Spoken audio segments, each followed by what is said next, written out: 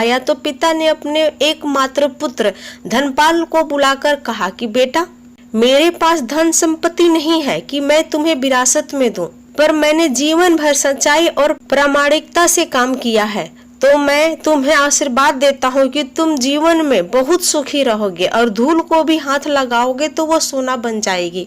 बेटे ने सिर झुकाकर पिताजी का पैर छुए। पिता ने सिर पर हाथ रखकर आशीर्वाद दिया और संतोष से अपने प्राण त्याग दिए।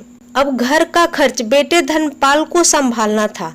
उसने एक छोटी सी ठेला गाड़ी पर अपना व्यापार शुरू किया। धीरे धीरे व्यापार बढ़ने लगा। एक छोटी सी दुकान ले ली, व्यापार और बढ़ा। अब नगर के संपन्न लोगों में उसकी गिनती होने लगी।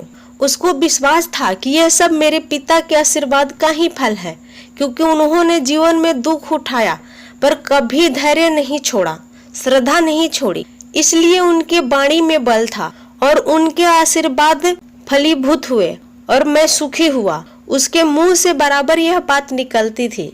एक दिन एक मित्र ने पूछा, तुम्हारे पिता में इतना बल था तो वह स्वयं संपन्न क्यों नहीं हुए, सुखी क्यों नहीं हुए? धनपाल ने कहा, मैं पिताजी की ताकत की बात नहीं कर रहा हूँ, मैं उनके आशीर्वाद की ताकत की बात कर रहा हूँ।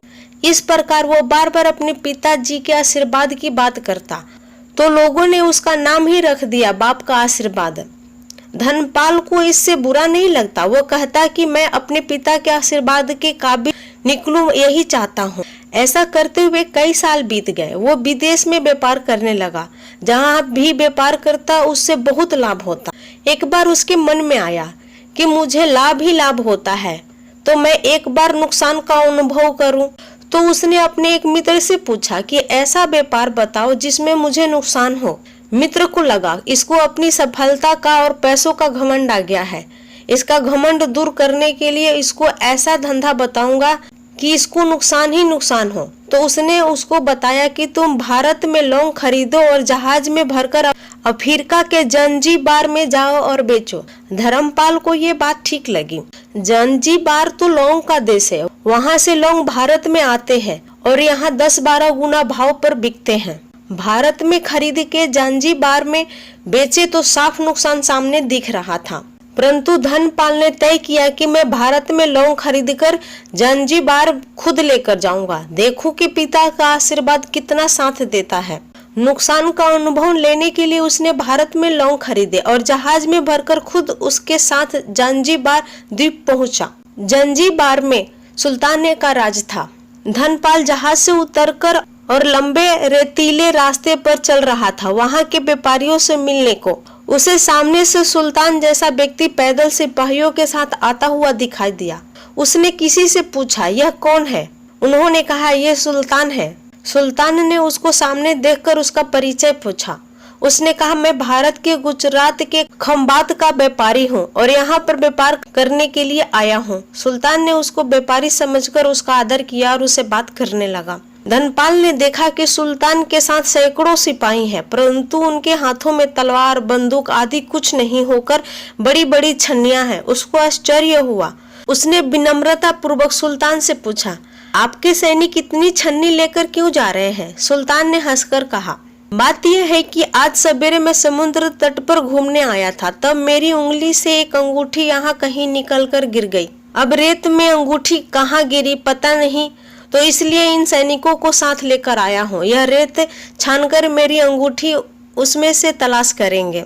धनपाल ने कहा, अंगूठी बहुत महंगी होगी।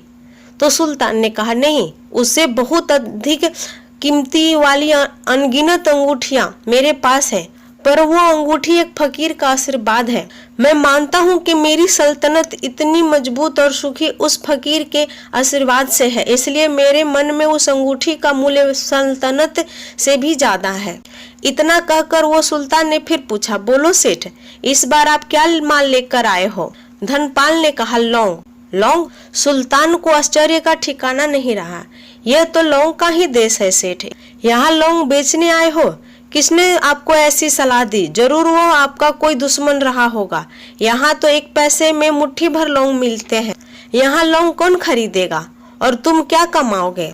धनपाल ने कहा, मुझे यही देखना है कि यहाँ भी मुनाफा होता है या नहीं। मेरे पिता के आशीर्वाद से आज तक मैंने जो भी धंधा किया उसमें मुनाफा ही मुनाफा हुआ, तो अब मैं देखना चाहता हूँ कि उनके आशीर्वाद यहाँ भी फलते हैं या नहीं। सुल्तान ने पूछा, पिता के आशीर्वाद, इसका क्या मतलब? धनपाल ने कहा, मेरे पिता सारे जीवन ईमानदारी और प्रामाणिकता से काम किया करते थे, परंतु धन नहीं कमा सके। उन्होंने मरते समय मुझे भगवान का नाम लेकर मेरे सिर पर हाथ रखकर आशीर्वाद दिए थे कि तेरे हाथ में धूल भी सोना बन जाएगी। ऐसा बोलते बोलते धनपाल नीचे झुका और जमीन की रेत से एक मुट्ठी भरी और सम्राट सुल्तान के सामने मुट्ठी खोलकर उंगलियों के बीच से रेत नीचे गिराई तो धनपाल और सुल्तान दोनों को आश्चर्य का ठिकाना ना रहा। उसके हाथ में एक हीरे जड़ित अंगूठी थी। ये वही सुल्तान की गुमी हुई अंगूठी थी। अंगूठी देखकर सुल्तान बहुत प्रसन्न हुआ।